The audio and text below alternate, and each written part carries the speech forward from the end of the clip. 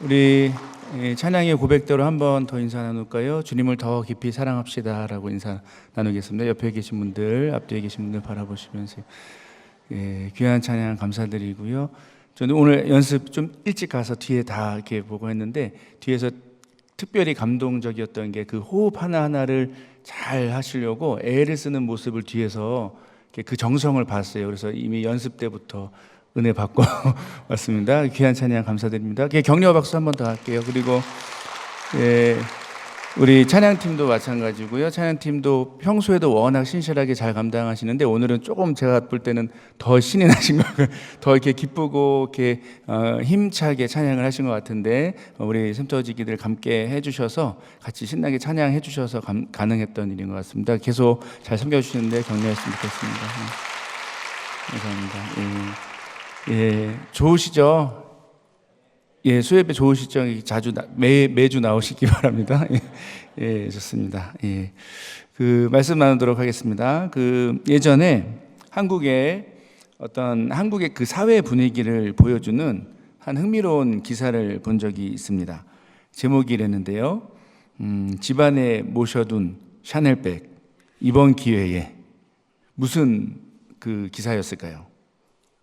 예상이 되시나요? 혹시 보신 분들도 있을 것 같은데요. 북미와 달리 한국은 이제 그 새로운 학기가 3월에 시작을 합니다. 3월 첫 주에 학기가 시작하고 나면 한두 주가 지나서 학부모 총회가 있다고 합니다.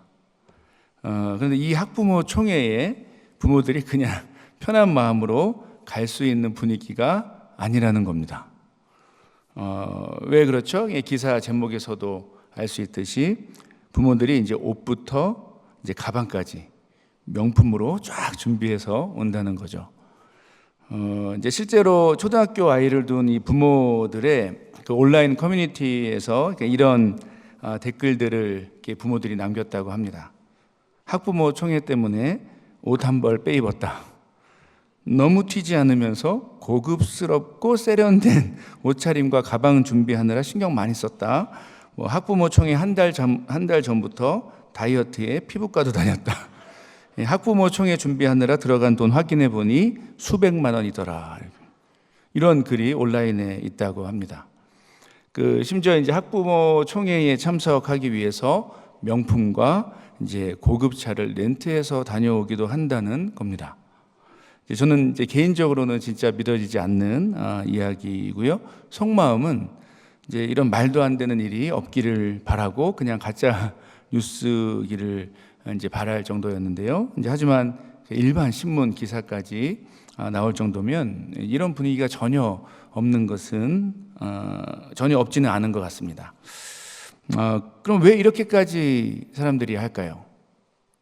이미 여러분도 예상하시겠지만 겉으로 드러나는 이유는 자기 아이가 학교에서 기죽지 않게 하려는 의도가 크다고 합니다. 겉으로 볼 때는. 하지만 조금 더 깊이 생각해 보면 아이들이 참 이렇게 억울하겠다는 생각도 듭니다.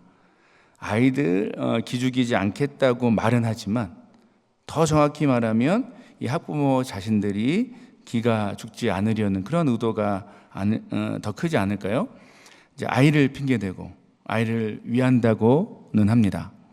하지만 그런 것이 실제 아이를 정말 위하는 길도 아니고, 정확히 말하면 이제 자기들의 부모들의 욕심과 허세 때문인 것을 우리는 충분히 예상해 볼 수 있습니다. 이런 다소 슬픈 내용의 기사를 보면서 저는 다시 한번 여러 사람들이 많이 모이면 생겨나는, 도저히 쉽게 해결되지 않는 고질적인 이 인간의 연약함을 다시 한번 확인하게 되었습니다. 그 고질적인 연약함은 바로 비교의식과 경쟁심입니다. 이 비교의식과 경쟁심은 당연히 혼자 살아가면 가질 필요가 없죠. 혼자 살아가면 생기지 않습니다. 여러 사람이 한 자리에 한 공간에 모이는 상황에서 이 비교의식과 경쟁심이 비롯됩니다.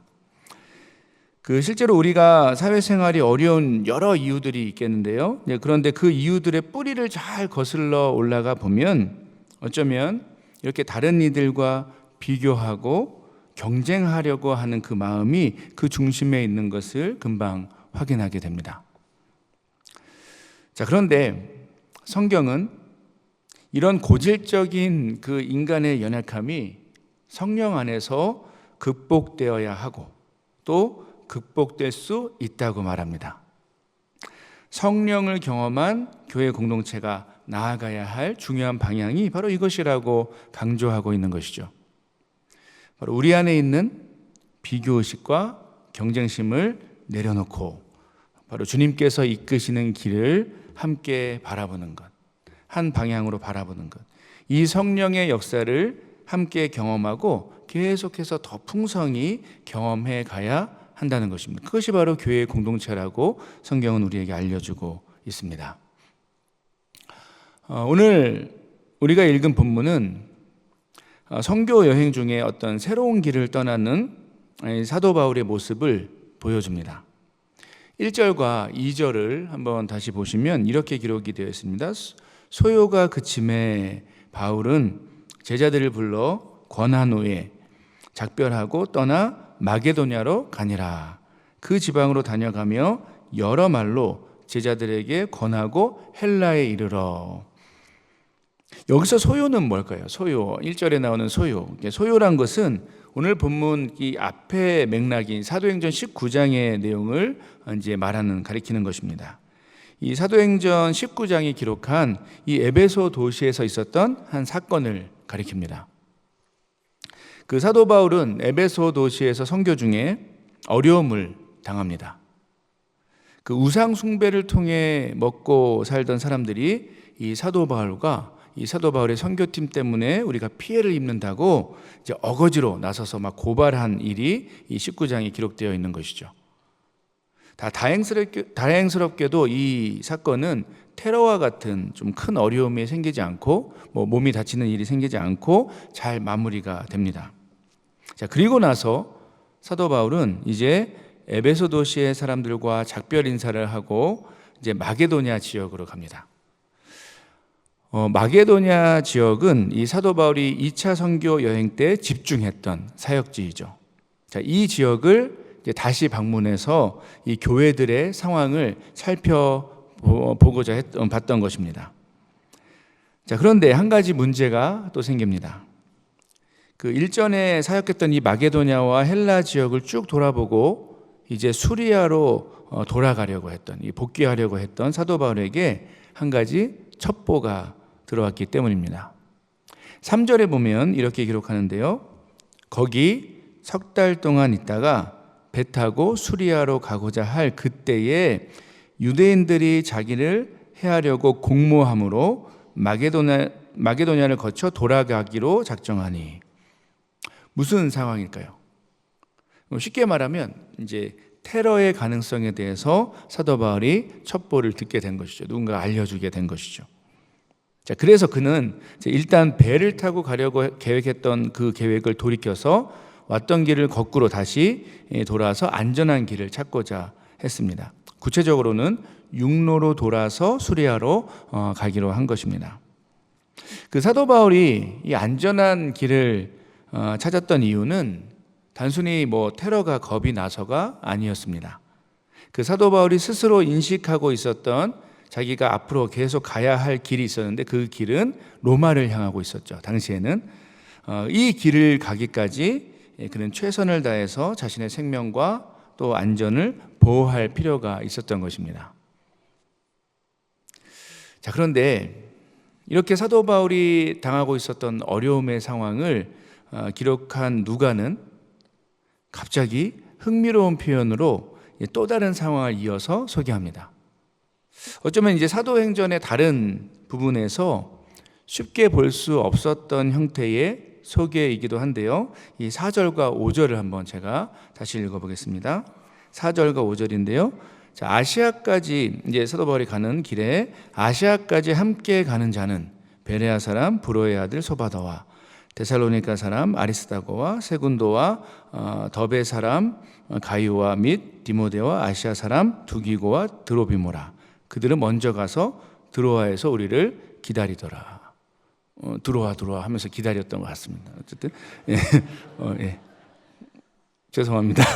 예.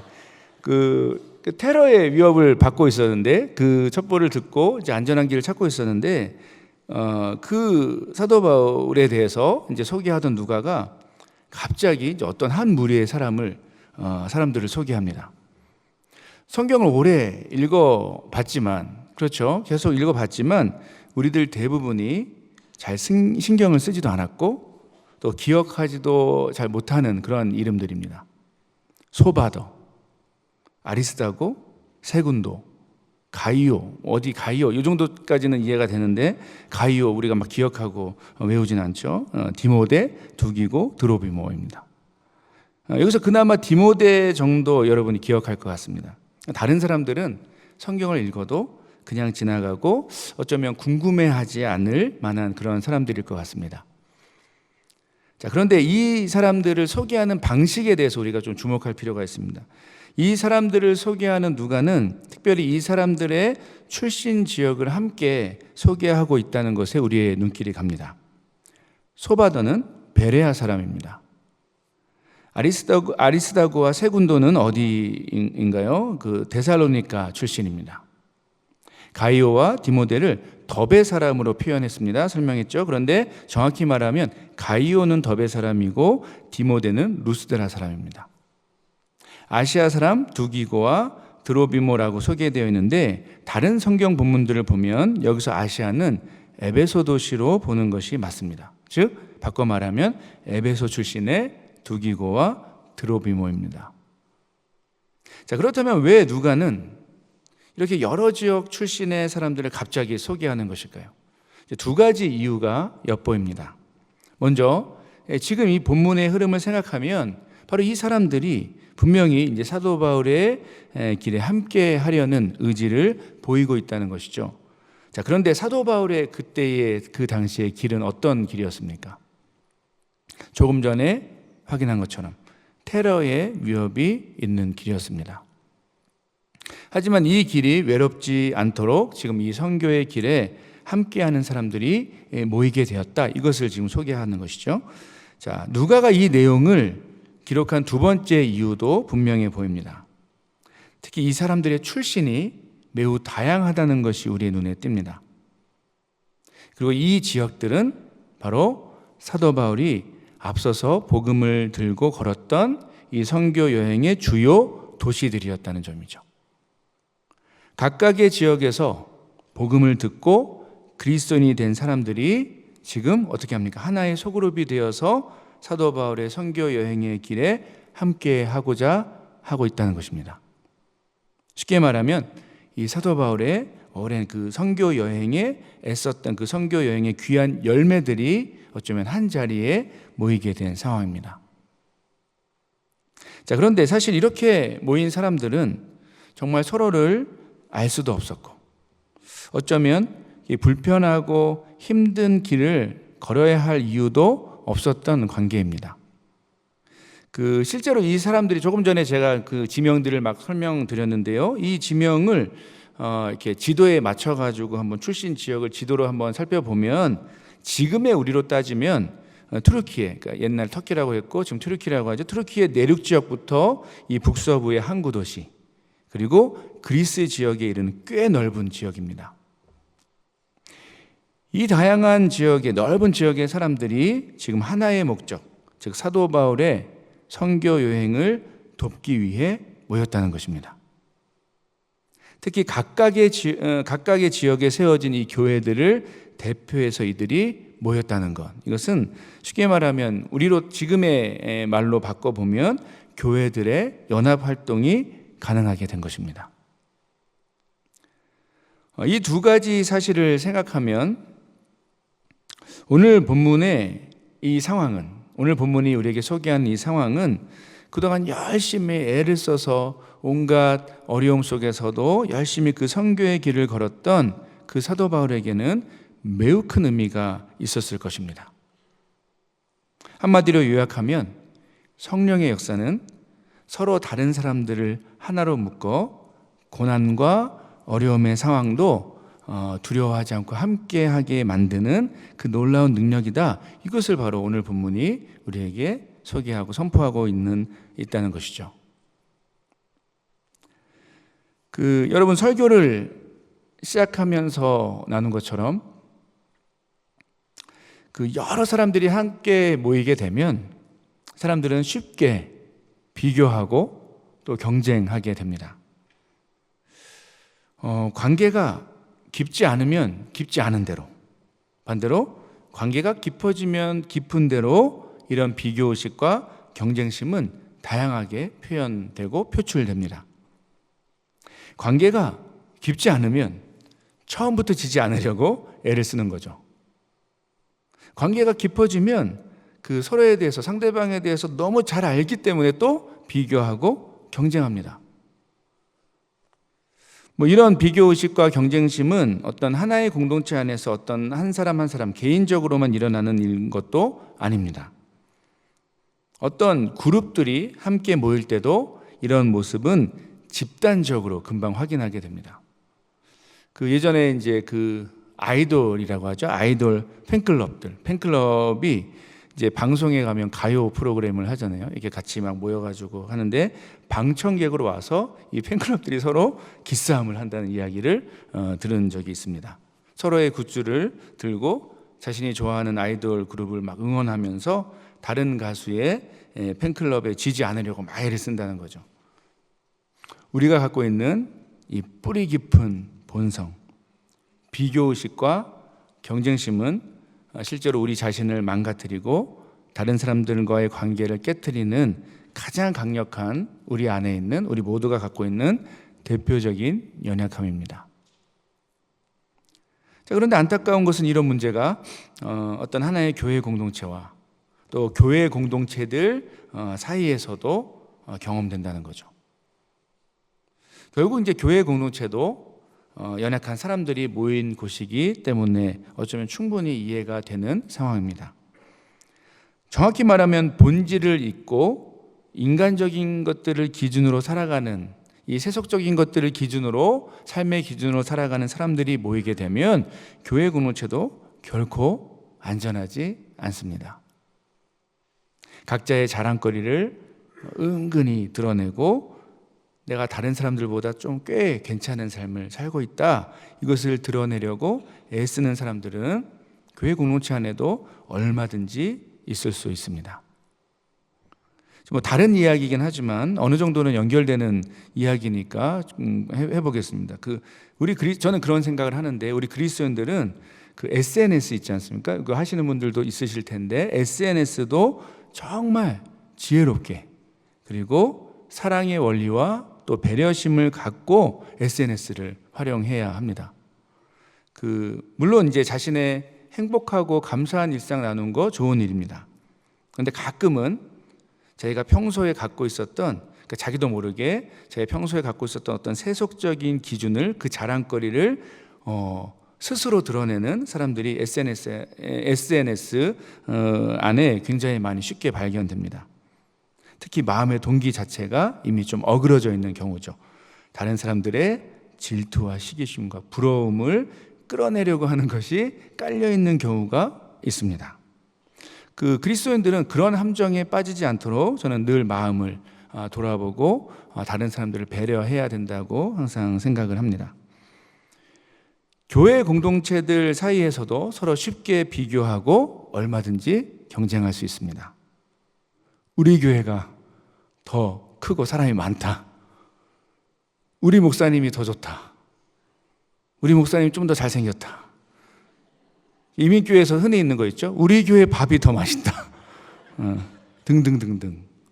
다양한 기준으로 교회들도 서로 비교하고 얼마든지 경쟁할 수 있습니다. 그래서 이제 교회들이 모여서 연합 활동하는 거 정말 생각보다 쉽지 않습니다. 사람들의 생각이 다 다른데 다 다른 생각을 하는 많은 사람이 모인 교회들이 모여서 또 하나의 결론을 내는 일 자체가 거의 기적과 같은 일입니다. 여러분, 그런데 이렇게 기적과 같은 일, 우리 각자 혹은 교회 공동체들이 서로 비교의식과 경쟁심에 매이지 않고 하나의 흐름으로 나아갈 수 있는 그 길은 어디에 있을까요?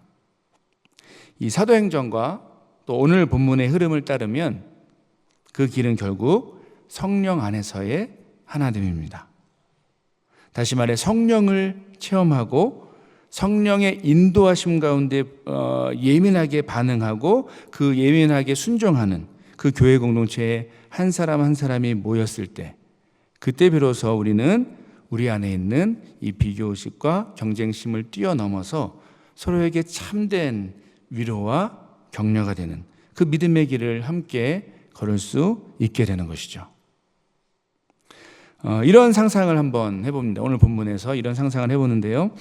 참 오랫동안 이렇게 눈물로 또 고통스럽게 애쓰면서 복음을 들고 이 선교 여행을 다녔던 사도 바울의 상황을 한번 이렇게 머릿속에 떠올려 봅니다. 우리가 잘 알고 있듯이 사도 바울은 복음 때문에 복음 증거를 하기 위해서 스스로 텐트 메이커의 삶을 살면서 누구보다 애쓰면서 이 하나님 나라를 위해, 주님을 위해 애를 써서 일했습니다. 그런데 세속적인 기준과 세속적인 세상의 관점에서 보면 그 당시에 그에게 뭐가 남았습니까? 돈이 남았습니까? 명예가 남았습니까? 우리가 이제 사도행전 당시의 상황을 조금만 깊이 생각해 보면 사도 바울은 지금 아무것도 가진 게 없습니다. 오히려 아무것도 없는 상황에서 끝나는 게 아니었죠. 여전히 자신을 죽이겠다고 준비하고 있던 유대인들이 있었습니다. 사도 바울을 기다리고 있었습니다. 자, 그런데 성경은, 오늘 본문은 그렇게 세속적인 관점에서 보면, 세상의 기준에서 보면 빈털터리와 같던 이 사도 바울을 마치 위로하듯이 오늘 본문을 우리에게 소개하고 있습니다. 아무것도 없이 테러의 위협에 노출되어 있던 사도 바울이 결국 그래도 갖게 되었던 것은 무엇일까요? 여러분, 성경은 아무것도 없던 사도 바울에게 귀한 동역자들이 있었다는 사실로 그의 마음을 위로하고 격려하는 것처럼 보입니다. 심지어 고난과 핍박이 예상되는 길이었지만 그래도 사도 바울과 함께 이 아시아 지역으로 들어가기로 한 든든한 믿음의 동역자들이 있었다는 것을 참 영광스럽고 감격스러운 표현으로 우리에게 소개하고 있다는 것이죠. 이 동역자들의 존재가 분명 사도 바울에게 큰 힘과 위로, 또 삶의 의미가 되었을 것이 분명합니다. 여러분, 마찬가지로 우리에게도 이런 경험이 필요합니다. 성령으로 연결된 동역자들이 우리 모두에게는 정말 소중하다는 것이죠. 중요한 것은 이 동역의 관계는 성령 안에서 변화된 경험을 바탕으로 생겨나는 놀라운 기적인 것입니다. 또한 성령을 바라고 기대하는 이 하나님의 사람들 안에서 더욱 아름답게 자라고 경험되는 그 은혜의 관계라는 것이죠. 어떤 잘 짜여진 프로그램으로는 불가능한 일입니다. 중요한 것은 이렇게 성령 안에서 세워진 동역 관계를 통해 성령님은 더욱 든든하고 아름답게 그 하나님 나라를 세워가시고 그분의 놀라운 성령의 역사를 이루어 가신다는 사실입니다. 사랑하는 여러분, 우리 모두는 한번 곁을 보실까요? 얼굴도 한번 보시고요. 우리 모두는 이렇게 정말 기가 막히게 서로 다릅니다. 설명이 필요 없을 정도로 우리는 서로 다릅니다. 자, 하지만 중요한 것은 무엇입니까? 이렇게 다양한 우리를 하나님은 한 공동체로 부르셨습니다. 또한 하나님 나라의 특별한 자녀로 삼아주셨습니다. 자, 이렇게 모이게 된 우리는 이제 이 성령의 특별한 이 하나 되게 하시는 부르심에 이제 믿음으로 계속해서 반응해야 한다는 것이죠. 에베소서 4장 말씀처럼 우리가 성령이 하나 되게 하신 것을 힘써 지킬 때 그때 우리는 정말 세상이 알 수 없는 특별한 위로와 격려를 바로 곁에 있는 동역자를 통해서 마음껏 누리게 되는 것입니다. 특히 오늘은 이제 샘터지기 샘터 임원 헌신 예배로 모였습니다. 저는 우리 교회 안에 정말 이렇게 많은 샘터가 이렇게 동역 관계로 세워지는 일들을 정말 간절히 기대하고 소망하고 있습니다. 이미 그런 관계인 것을 잘 알고 있는데 모든 샘터가 계속해서 그렇게 세워지기를 간절히 기도하고 있습니다. 샘터뿐이겠습니까? 우리 교회 안에 있는 모든 위원회와 또 사역팀들이 각자의 사명에 대해서 최선을 다해서 순종하고 열심히 애쓰고 일하지만 결국 그리스도의 몸된 교회를 함께 세우는 건강한 동역관계 가운데 그 일들이 일어나기를 정말 간절히 기도하고 있습니다. 이런 점에서 여러분, 우리 안에 있는 비교의식과 경쟁심을 내려놓고 사랑과 겸손함으로 서로를 곁에 있는 분들을 돌아보는 일이 계속해서 있어야 합니다. 다시 한번 얼굴을 봐보실까요? 이렇게 다르지만 나에게 허락하신 동역자들. 특히 이제 특별히 강조해야 될 대상들이 있는데요. 복음으로 살기 위해서 막 애쓰다가 힘들고 또 상처받은 사람들이 우리 안에 얼마든지 생겨날 수 있습니다. 그런 분들이 주변에 보인다면 오늘 말씀처럼 그들 곁에서 서로에게 위로와 격려의 존재가 되는 우리 자신이 되어야 한다는 것이죠.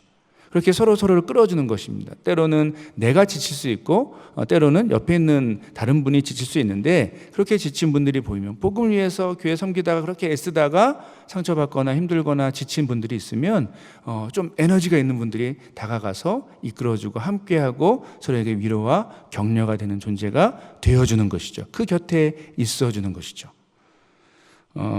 이런 공동체가 되기 위해서 정말 이게 파괴적이고 의미 없는 이야기들이, 그런 대화가 없으면 재미를 못 느끼는 그런 인간의 치명적인 관계의 한계를 뛰어넘는 일이 우리 공동체 안에서 더 풍성히 일어나기를 소원하고 있습니다. 함께함의 기쁨을 누리고 함께함의 의미를 발견하고 이 주님의 부르심에 대한 감격으로 서로에게 그렇게 힘과 위로 또 격려, 따뜻함을 전하는 그런 우리 관계가 되어야 할 줄로 믿습니다. 말씀을 맺겠습니다. 사랑하는 여러분, 그 사도행전의 이 성령의 역사를 경험한 한 사람과 그런 교회 공동체는 서로에게 특별한 위로와 격려가 될 수 있습니다. 그리고 이렇게 성령 안에서 세워진 동역의 관계를 바탕으로 성령의 역사는 지금 우리의 삶의 자리와 이 시대 가운데도 여전히 강력하게 일어날 수 있습니다. 이것은 우리에게 주신 약속의 말씀인데요. 이 약속의 말씀을 따라서 더욱 특별한 동역의 관계로 세워져서 서로에게 정말 감격스러운 기쁨의 존재가 되는 저와 여러분, 특히 모든 샘터지기들이 되기를 간절히 기대하고 소원합니다.